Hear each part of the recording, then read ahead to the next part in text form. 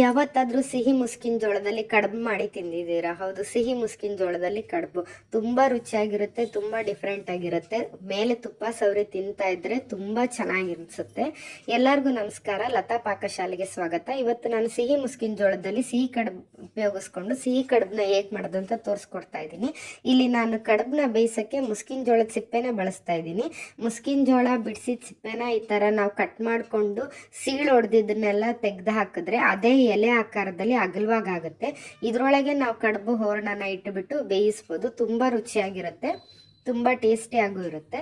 ಹಬೆಲಿ ಬೇಯಿಸಿದ್ರೆ ತುಂಬ ಚೆನ್ನಾಗಿರುತ್ತೆ. ಈ ಥರ ದಿಂಡು ಕಟ್ ಮಾಡಿಕೊಂಡ್ರೆ ಸಾಕು, ಅಗಲವಾಗಿ ಅದೇ ಬರುತ್ತೆ. ನಾನಿಲ್ಲಿ ಸಿಹಿ ಮುಸ್ಕಿನ ಜೋಳದ ಕಡುಬು ಮಾಡೋದಕ್ಕೆ ಸಿಹಿ ಮುಸ್ಕಿನ ಜೋಳ, ಬೆಲ್ಲ, ಅಕ್ಕಿ ಹಿಟ್ಟು, ಏಲಕ್ಕಿ ಹಾಗೂ ಕಾಯಿ ತುರಿನ ನಾನು ಬಳಸ್ತಾ ಇದ್ದೀನಿ.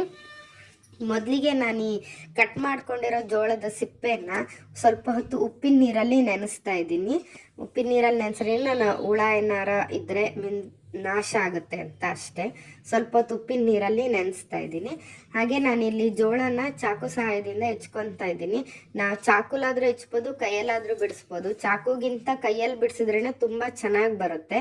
ಈಗ ಬಿಡಿಸಿದ್ದು ಜೋಳನ ನಾನು ಮಿಕ್ಸಿ ಜಾರಿಗೆ ಹಾಕ್ಕೊಂಡು ನುಣ್ಣಗೆ ರುಬ್ಕೊತಾ ಇದ್ದೀನಿ. ಇದನ್ನು ರುಬ್ಬುವಾಗ 2 ಏಲಕ್ಕಿ ಕಾಯಿನೂ ಹಾಕ್ಬಿಟ್ಟು ನಾನು ರುಬ್ಕೊತಾ ಇದ್ದೀನಿ. ಮಕ್ಕಳು ಜೋಳ ತಿನ್ನಲ್ಲ, ಜೋಳ ಆರೋಗ್ಯಕ್ಕೆ ತುಂಬ ಒಳ್ಳೆಯದು ಅಂತ ಹೇಳ್ತಾರೆ. ಈ ಥರ ಒಂದ್ಸತಿ ಜೋಳದ ಕಡುಬು ಮಾಡ್ಕೊಂಡು ತಿಂದು ನೋಡಿ, ತುಂಬ ರುಚಿಯಾಗಿರುತ್ತೆ. ಇದಕ್ಕೆ ಕಾಯಿ ಹಾಲು ಏನು ಬೇಡ, ಬೇಕಂದರೆ ನಾವು ಕಾಯಿ ಹಾಲು ಬೇಕಾದರೂ ಮಾಡ್ಕೋಬೋದು. ನಾನು ಬೆಲ್ಲನ ಇಲ್ಲಿ ಸ್ವಲ್ಪ ಹಾಕ್ಕೊತಾ ಇದ್ದೀನಿ, ಯಾಕಂದರೆ ಜೋಳದಲ್ಲೂ ಸಿಹಿ ಇರೋದ್ರಿಂದ. ನಿಮ್ಗಿನ್ನೂ ಸ್ವಲ್ಪ ಸಿಹಿ ಬೇಕು ಅಂದರೆ ನೀವು ಬೆಲ್ಲ ಸ್ವಲ್ಪ ಜಾಸ್ತಿನೂ ಹಾಕ್ಕೋಬೋದು.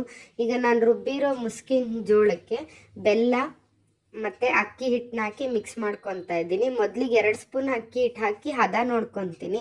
ತೀರಾ ತೆಳು ಅನಿಸ್ತು ಅಂದರೆ ಮತ್ತೆ ಇನ್ನೂ 2 ಸ್ಪೂನ್ ಅಕ್ಕಿ ಹಿಟ್ಟನ್ನ ಹಾಕಿ ಚೆನ್ನಾಗಿ ಕಲಿಸ್ಕೊತೀನಿ. ಹಾಗೆ ಒಂದು ಚಿಟಿಕೆ ಉಪ್ಪನ್ನ ಹಾಕ್ತಾ ಇದ್ದೀನಿ. ಉಪ್ಪು ಹಾಕಿದ್ರೆ ಕಡುಬು ತುಂಬ ಚೆನ್ನಾಗಿ ಒಳ್ಳೆ ರುಚಿ ಬರುತ್ತೆ ಅಂತ. ಈಗ ಕಲ್ಸ್ಕೊಂಡು ನೋಡಿ, ಸ್ವಲ್ಪ ತೆಳು ಅನ್ನಿಸ್ತಾ ಇದೆ, ನೀರು ಹರಿಯುತ್ತಾ ಇದೆ ಅಂತ ಅನಿಸುತ್ತೆ. ಹಾಗಾಗಿ ಮತ್ತೆ ಇನ್ನೂ 2 ಸ್ಪೂನ್ ಅಕ್ಕಿ ಹಿಟ್ಟನ್ನ ಹಾಕ್ಕೊಂಡು ನಾನು ಚೆನ್ನಾಗಿ ಕಲ್ಸ್ಕೊತಾ ಇದ್ದೀನಿ. ಕಲ್ಸ್ಕೊಂಡಿದ ನಂತರ ಕಾಯಿ ತುರಿನೂ ಹಾಕ್ಬಿಟ್ಟು ಚೆನ್ನಾಗಿ ಮಿಶ್ರಣ ಮಾಡ್ಕೊತಾ ಇದ್ದೀನಿ. ಮಾಡ್ಕೊಂಡ್ಮೇಲೆ ಈಗ ಕಡುಬು ತಟ್ಟೆ ತಗೊಂಡಿದ್ದೀನಿ. ನಾನು ಆಗಲೇ ಕಡುಬು ಪಾತ್ರೆ ಬೇಯಿಸೋಕೆ ಇಟ್ಟಿದ್ದೀನಿ ನೀರನ್ನ. ಕಡುಬು ತಟ್ಟೆಗೇನೆ ನಾನೀಗ ಎಲೆ ನೆನೆಸಿದ್ನಲ್ಲ ಮುಸ್ಕಿನ ಜೋಳದ ಸಿಪ್ಪೆನ, ಅದನ್ನು ಚೆನ್ನಾಗಿ ನೀರು ಒರೆಸ್ಕೊಂಡು ತಗೊಂಡಿದ್ದೀನಿ. ಅದು ಉಪ್ಪು ನೀರಲ್ಲಿ ನೆನೆಸಿದ್ಮೇಲೆ ಅದು ಇನ್ನೊಂದ್ಸತಿ ಒಳ್ಳೆ ನೀರಲ್ಲಿ ಒಂದ್ಸತಿ ತೊಳೆದು ತಗೋಬೇಕು.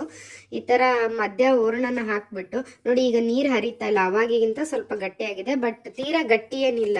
ಇದು ಬೆಂದ್ಮೇಲೆ ಅಕ್ಕಿ ಹಿಟ್ಟು ಸರಿ ಹೋಗುತ್ತೆ. ಸ್ವಲ್ಪ ಇದರ ತುಂಬ ಗಟ್ಟಿಗೆ ಕಲ್ಸ್ಕೊಬೇಡಿ, ಸ್ವಲ್ಪ ಈ ಥರ ನೀರಿನ ಅಂಶವಾಗಿ ಕಲ್ಸ್ಕೊಳ್ಳಿ. ಇದನ್ನು ಇನ್ನೊಂದು ಎಲೆನ ಈ ಥರ ಡಯಾಗನಲ್ಲಿ ಇಟ್ಟು ಮಡ್ಚಿದ್ರೆ ಆ ಕಡೆಯಿಂದ ಸೋರೋದಿಲ್ಲ ಅಂತ ಅಷ್ಟೇ. 2 ಎಲೆನ ಸುತ್ತಿ ಇಟ್ಟರೆ ಸೋರೋದಿಲ್ಲ ಅಂತ. ಇವಾಗ ಒಂದೇ ಅಗಲವಾಗಿದ್ದರೆ ಒಂದರಲ್ಲೇ ಇಟ್ಟರೂ ಸಾಕಾಗುತ್ತೆ. ಈ ಥರ ಇಟ್ಟು ಇದು ಮುಚ್ಚಿದಾಗ ಮತ್ತೆ ಈ ಕಡೆನ ರಾಚೆ ಬಂತು ಅಂತಂದರೆ ಇನ್ನೊಂದು ಎಲೆ ಸಹಾಯದಿಂದ ಮುಚ್ಬೋದು. ನಮ್ಗೆ ಈ ಥರ 2 ಇಡೋಕ್ಕಾಗಲ್ಲ, ಸರಿ ಬರಲಿಲ್ಲ ಅಂತಂದರೆ ಒಂದೇ ಎಲೆನೇ ಈ ಥರ ಉದ್ದುದ್ದವಾಗಿ ಕರ್ಜಿಕಾಯಿ ಥರ ನಾವು ಉದ್ದುದ್ದಕ್ಕೂ ಮಡಚಿ ಕೂಡ ಇಟ್ಕೋಬೋದು. ಈಗ ನಾನು ಈ ಕಡುಬು ತಟ್ಟೆನ ನೀರು ಕುದೀತಾ ಇದೆ ಇಟ್ಟು ಒಂದು 10 ನಿಮಿಷ ಬೇಯಿಸ್ತೀನಿ.